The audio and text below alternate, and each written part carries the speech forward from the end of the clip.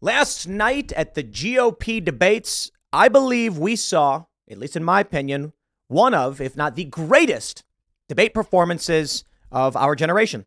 Now, to be fair, Robbie Starbuck made a really great point on Timcast IRL, saying that nothing beats the Donald Trump moment of "you'd be in jail" to Hillary Clinton. It could only have been made better if he actually put her in jail. But last night, Vivek Ramaswamy, just the entire time, was roasting the neocon machine, the corporate establishment, and the RNC right to its face. I got to play these clips for you if you didn't see them. It is, look, I tweeted, Vivek Ramaswamy is both the hero we need and deserve. He stood up there, and I think he embodied a lot of that energy that Trump brought in 2016, not as much in 2020. But the energy he brought is a slap in the face with reality to all of these people sitting there a day after Republicans get crushed in these special elections across the country. And there's no self-reflection. All they get is more, we got to go to war, we got to fund this, we got to do that. The first thing Vivek comes out and says is, Ronna McDaniel, if you'd like to come up on stage and resign right now, I will yield my time to you. Ronna McDaniel, she's basically in charge of all these campaigns running the RNC. Well, now we've got big breaking news to start off with. This is from Timcast.com, an exclusive report. Ronna McDaniel overheard trashing Vivek Ramaswamy in debate audience saying he won't get a cent from us. He's an a-hole, total a-hole, McDaniel said. So as most of you are aware, the Timcast news team, look, we know so many of these people here. Like we've had Vivek on the show several times. I know Vivek, and we have a bunch of friends that are there at the show. And following this, we heard that as Vivek Ramaswamy is roasting Ronna McDaniel, the chair of the RNC, the chairwoman of the Republican National Committee, she goes off now saying he's not going to get a cent from us. And I guess, what are they going to do? Cut him off? Tons of people that we've spoken with said that the GOP establishment stabbed them in the back, spiked their campaigns because they don't play ball with the machine.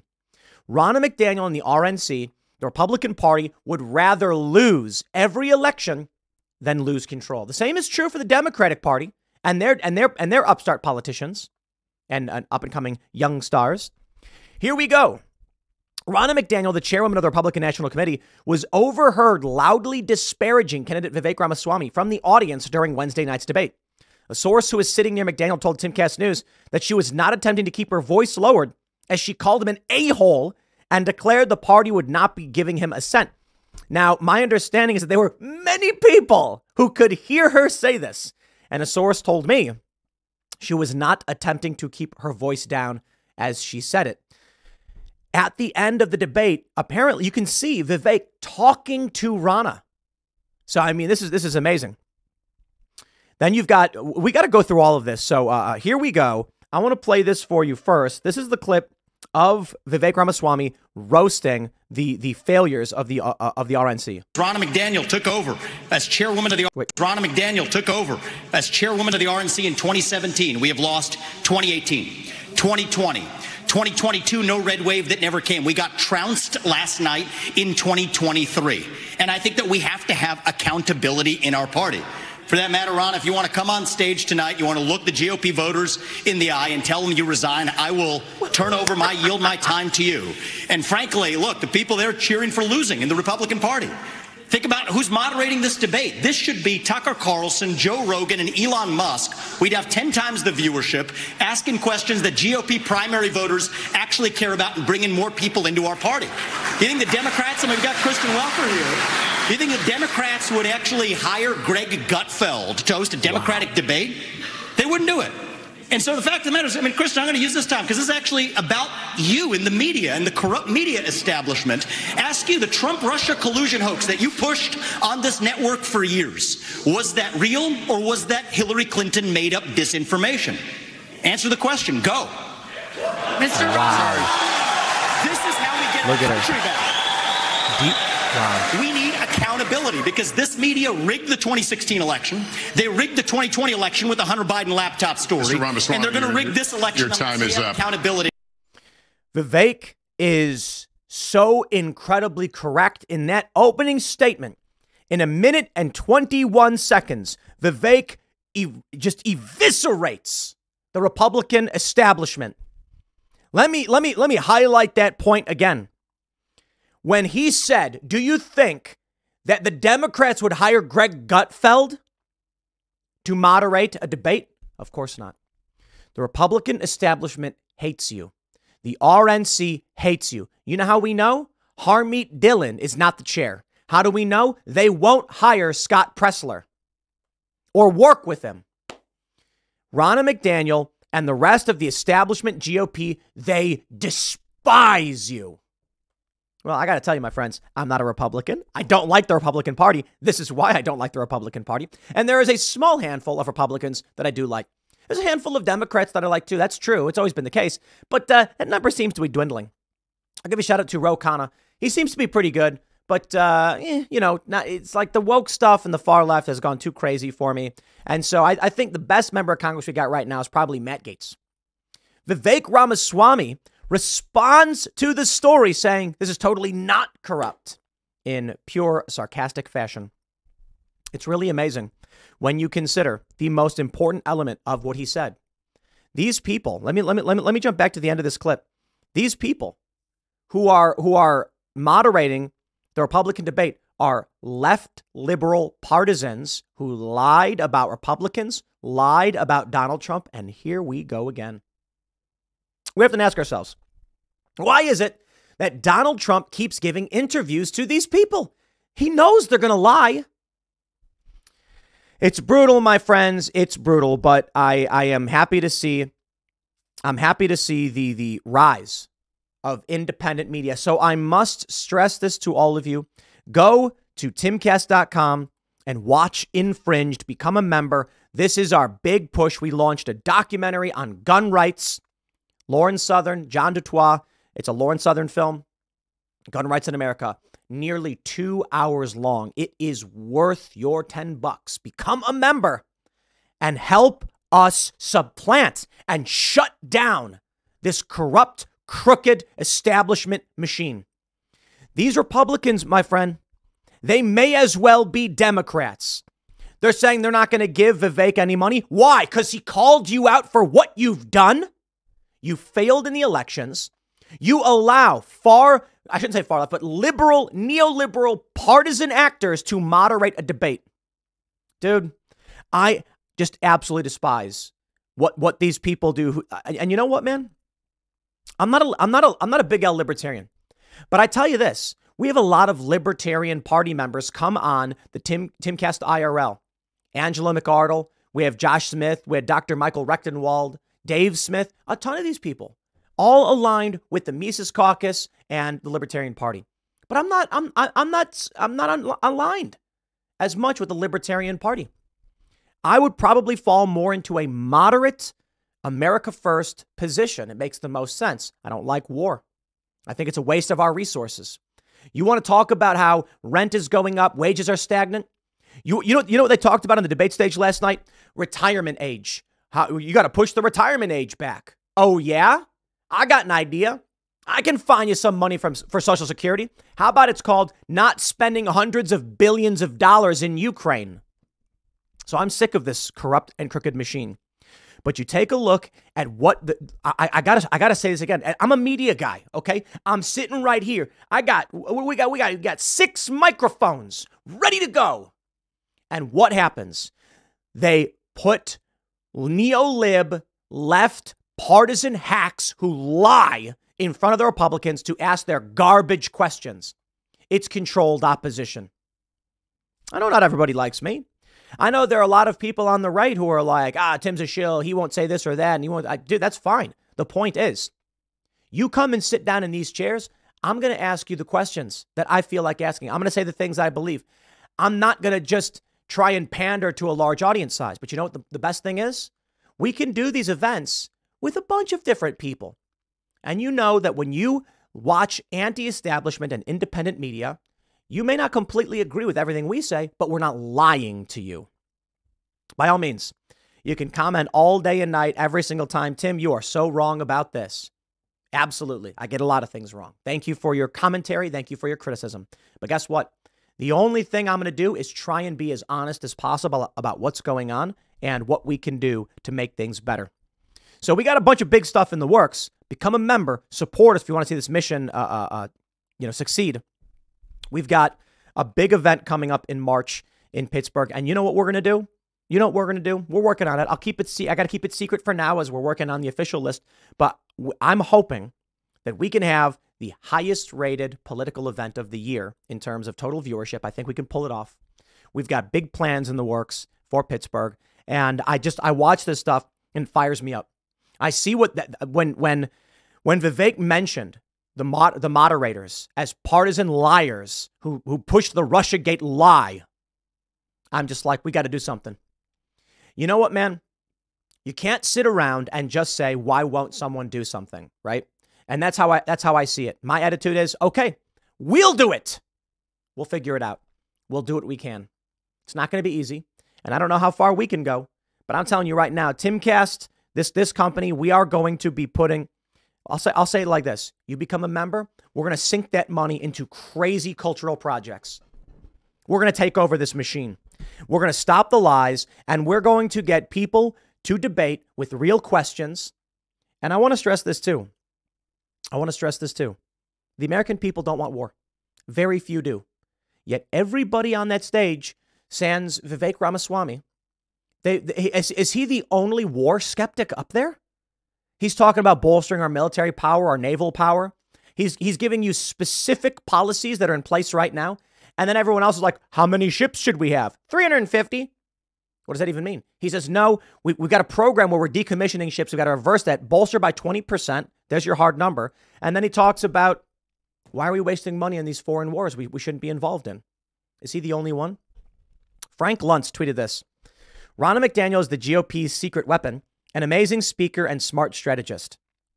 Very interesting. He tagged Ronna McDaniel in it. So I don't think it's a parody, but a lot of people saw this and they thought, is this guy joking? Frank Luntz, obviously, the famous pollster, saying Ronna McDaniel is the GOP's secret weapon. What, at losing? We have this story from Timcast.com. Vivek Ramaswamy calls Nikki Haley and Ron DeSantis both Dick Cheney in 3-inch heels on debate stage. I want to be careful to avoid making the mistakes from the neocon establishment of the past. It's Dick Cheney in 3-inch heels. And I love this. The response from Nikki Haley was that they're 5-inch heels. Let me play the clip for you. Let's see if we can get, we're not getting, where are we at? That one wasn't the problem of our speakers like normally. This one is actually just Twitter. Between you and the candidates we just heard on this issue, on what you would tell the Prime Minister? Not in terms of what I would tell the Prime Minister, no. In fact, I would go one step further. The founding vision of Israel was based on the idea that they don't want to depend on anybody else's sympathy or direction in defending themselves. So what I would tell Bibi is that Israel has the right and the responsibility to defend itself. I would tell him to smoke those terrorists on his southern border, and then I'll tell him as President of the United States, I'll be smoking the terrorists on our southern border. That's his responsibility. This is our responsibility. That's how we move forward. But I want to be careful to avoid making the mistakes from the neocon establishment of the past. Corrupt politicians in both parties spent trillions, killed millions, made billions for themselves in places like Iraq and Afghanistan, fighting wars that sent thousands of our sons and daughters, people my age, to die. Let me say that one more time. Spent trillions, killed millions, and made billions for themselves. Wow. Wars that did not advance anyone's interests, adding $7 trillion to our national debt. And Joe Biden sold off our foreign policy. Joe Biden's son, Hunter Biden, got a $5 million bribe from Ukraine. That's why we're sending $200 billion back to that same country. The fact of the matter is the Republican Party is not that much better. You have the likes of Nikki Haley, who stepped down from her time at the UN. Bankrupt or in debt was her family. Then she becomes a military contractor. She joins the board of Boeing and otherwise, and is now a multimillionaire. So I think that that's wrong when Republicans do it or Democrats do it. That's the choice we face. Do you want a leader from a different generation who's going to put this country first, or do you want Dick Cheney in 3-inch heels? All right, Mr. In which case, we've got Ramaswamy. two of them on stage Mr. tonight. Ramaswamy, thank you. In which case, we've got two of them. That was a dig at Ron DeSantis. Oh boy, that was a good one. That was a good one. I like it. Here we go. Vivek during the GOP debate calls Haley and DeSantis Dick Cheney in 3-inch heels. I love it. Kathy Barnett responding to Nikki Haley. Nikki Haley tweets, Vivek, I wear heels. They're not for a fashion statement. They're for ammunition. What does that mean? That's sorry. Super cringe. And then Kathy Barnett posts an image of high heels, and it says Boeing on the sole. Yeah, the military-industrial complex. How about that? But this may be the most important part of what Vivek said last night, his closing statement, 1:14. And this is bold. It's powerful. I got to say, Vivek last night showed the real leadership we need. Now, do I think what he is saying will appeal to boomers and older? Probably not, especially when the establishment media is saying Vivek sucks and not telling you the truth. They don't want him to win. They don't want him to build influence. But I tell you this, for us millennials and younger, those are in the political world, we can see Vivek for who he really is, a leader. He's paying attention. And I look at this and I'm like, Vivek's not going to win. You can't beat Trump. Maybe VP. I don't know. But most importantly, see you in 2028, Vivek. He's 38 years old. What he is saying absolutely resonates with me and so many people in this space. We are not hardcore conservatives. At Timcast, we got an eclectic bunch. Some are conservative. Some are, I wouldn't call anyone here woke. No, not at all. But we have moderate, centrist, slightly liberal individuals leaning to very, very conservative individuals. Differing opinions on abortion, pro-life, pro-choice. Absolutely differing opinions on Palestine, Israel. And we all see Vivek as leadership because it looks like he's being honest. He's being authentic. He's paying attention to what we're concerned about. Let me play this closing statement for you. Posted by the redheaded libertarian Josie, who was in the audience. We've talked a lot about foreign wars tonight, but we're in the middle of a war right here at home. It's a war not between black and white or Democrat and Republican. It's between those of us who believe in our founding ideals and love this country and a fringe minority who hates the United States of America. And I think it's going to take a commander-in-chief to lead us to victory in that war, who first of all knows that we're in a war. Second of all, can't be captured by the special interests along the way. But third is from the next generation, somebody with fresh legs to lead us to victory. I'll shut down the deep state. I'll declare economic independence from China. I'll keep us out of World War III, and then revive national pride in this country. I also want to close with one message to the Democrat Party. End this farce that Joe Biden is going to be your nominee. We know he's not even the president of the United States. He's a puppet for the managerial class. So have the guts to step up and be honest about who you're actually going to put up so we can have an honest debate. Biden should step aside, end his candidacy now, so we can see whether it's Newsom or Michelle Obama or whoever else. Just tell us the truth so we can have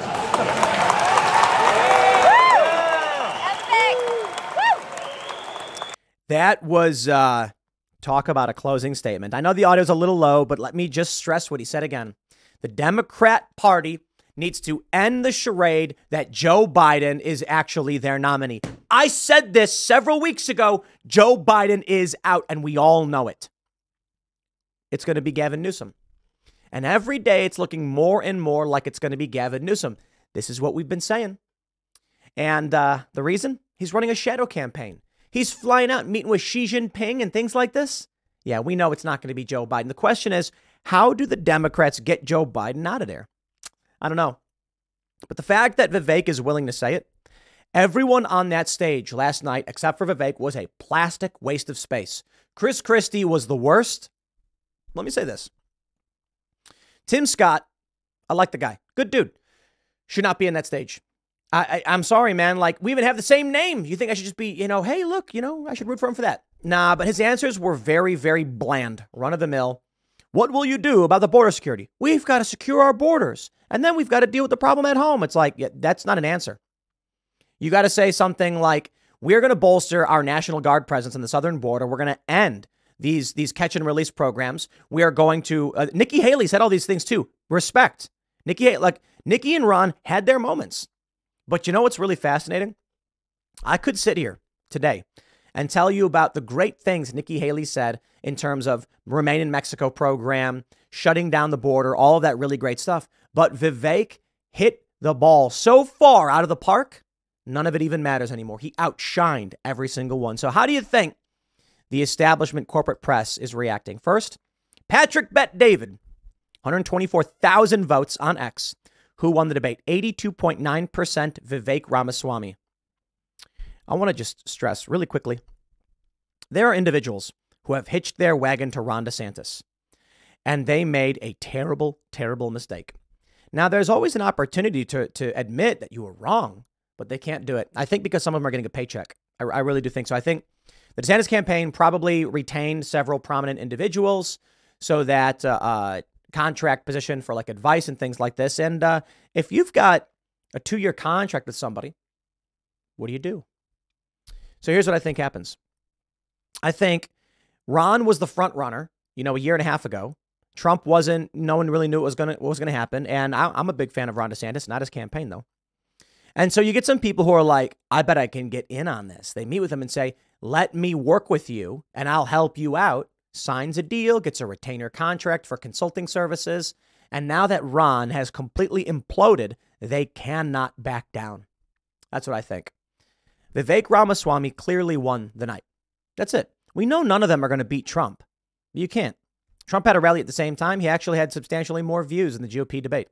Some people are saying, Tim, play the Trump rally instead. We tried. I grabbed the wrong channel, I guess. And we ended up sticking with the GOP debate for the most part. It is what it is. I don't know. You can watch or not watch. But right now, anybody who's saying that Ron DeSantis beat Vivek Ramaswamy they're lying to you. I'm just sorry. That's just a reality. I like Ron. He had great answers. He really did. Don't really like his foreign policy. He's talking about a degree of involvement with Israel foreign policy and military intervention, stuff like this. Nikki Haley was substantially worse. But Ron is a proven leader in Florida. The problem, his campaign shows us he is a failed leader. He can't win. He needed to fire every one of these people. And it's sad, really. I said this the other day. Will Chamberlain, friend of the show, we've had him on several times, one of the smartest guys I know. He is a calm and rational voice in support of Ron DeSantis, and he worked for that campaign. They should have put him in charge. And what we saw yesterday between him and Sebastian Gorka is proof. Will Chamberlain was said that Trump is going to be a convicted felon by Election Day. And Gorka just went off and saying, all these awful things, just nasty things. I think there is if you have the opinion that Trump is going to be a convicted felon by Election Day and you think he can't win, I totally respect that opinion. That may be the case. Absolutely. I've said it before. You think that Trump's going to get a fair trial in D.C.? Now, Will's argument is that means that DeSantis is the better choice. I disagree. In response to Gorka, Will wrote out this long, calm, reasonable, and rational response as to why he thinks this would be the case. And you know what? He said, I'm not going to attack you, Sebastian. I'm not going to attack Trump supporters because they're part of my wing, the America First Party. It was a well thought out, well-crafted statement and tactful. When someone gets all emotional and angry and you say, look, man, I'm not here to fight with you. I'm here to make the argument so we can win, so we can keep Trump out of prison. And I thought to myself, wow. Why did Ron not put him in charge of his campaign? If he did, I still don't think Ron would win. I think if he did, Ron might be above Vivek Ramaswamy. I think that Ron, now Nikki Haley's above him in the prediction markets. Ron's still second in polls. I think Ron would be polling 10, double digit higher, 5 to 10 points more. I still think Trump would win. But the fact that Ron cannot fire his completely insane and incompetent communications team, he deserves to lose. That's just the reality. But here we go, ladies and gentlemen, the machine. Here we go, the New York Post. Republican debate verdict, impressive. Haley shines, stupid. Vivek self-destructs. Let the machine crumble before us. Let him say all of that stuff. Let him say it all. I know that a sane, rational, and honest person is saying right now, wow, Vivek Ramaswamy. I know that sane, rational people are saying, Ron had some good answers. Nikki had some good answers. Chris Christie and Tim Scott were Christie was the worst, and Tim was like basically not even there. And there's a reason why the three in the middle were the three in the middle. But if you're being honest, you're probably going to say, yeah, to varying degrees you agree or disagree with me. But how do you deny the fire that Vivek brought? The failures of Ronna McDaniel. He said 2017, since you took over, we're losing every single race, and they're blaming Trump for it. And I'm supposed to take your word for it, New York Post? Spare me your nonsense. All I can really say is, as we begin to take over this machine and we become the mainstream media, this is the message that's going to persist.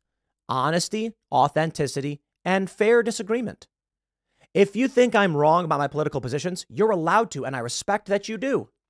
We have debates about abortion all the time. I get heated about it because I am the traditional Democrat, safe, legal, and rare position.